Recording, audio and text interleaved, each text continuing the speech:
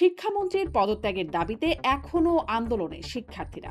বৃষ্টি, জলাবদ্ধতা এবং বন্যার মধ্যে পরীক্ষা নেয়ায় শিক্ষামন্ত্রী এহসানুল হক মিলনকে ব্যঙ্গ করে ডাকা হচ্ছে ওয়াটার মিলন নামে। আন্দোলনে থাকা অনেক শিক্ষার্থী তার উদ্দেশ্যে করছেন অশ্রাব্য গালিগালাজ। কিন্তু দাবি অনেকাংশে মেনে নেয়ার এবং সংসদে দুঃখ প্রকাশ করার পরও কেন তার পদত্যাগের দাবিতে অনড় শিক্ষার্থীরা? আন্দোলনে শিক্ষার্থীদের বাইরেও দেখা মিলছে অনেক বহিরাগতদের। জানা যাচ্ছে টাকার বিনিময়ে আন্দোলনে আসার কথাও। প্রশ্ন উঠছে এর পেছনে তাহলে কারা এর সুযোগ নিতে চায়? গণভোটের রায় বাস্তবায়ন ও সংবিধান সংস্কার পরিষদের দাবিতে শক্ত আন্দোলনের হুঁশিয়ারি দিচ্ছে জামায়াতও। সেটা কি কেবলই হাঁকডাক, নাকি সত্যিই আছে প্রস্তুতি?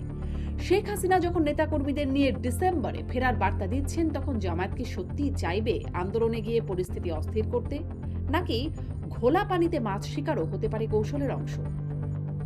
সংসদে জামায়াত আমিরের বক্তব্যের জবাবে স্বরাষ্ট্রমন্ত্রী বলেছেন, গণমাধ্যমকে স্বৈরাচারী হতে দেয়া হবে না, পাল্টা জবাব দেয়া হবে। বাংলাদেশের রাজনৈতিক বাস্তবতায় গণমাধ্যমের স্বৈরাচার তো দূরের কথা, স্বাধীন হওয়ার সুযোগও কি আদৌ থাকে? কেন গণমাধ্যম এড়িয়ে যাচ্ছে অনেক গুরুত্বপূর্ণ সংবাদ? এসব নিয়ে কথা বলতে স্বপ্নধারা নিবেদিত পালস অফ পলিটিক্সে আমার আজকের অতিথি সিনিয়র সাংবাদিক মাসুদ কামাল।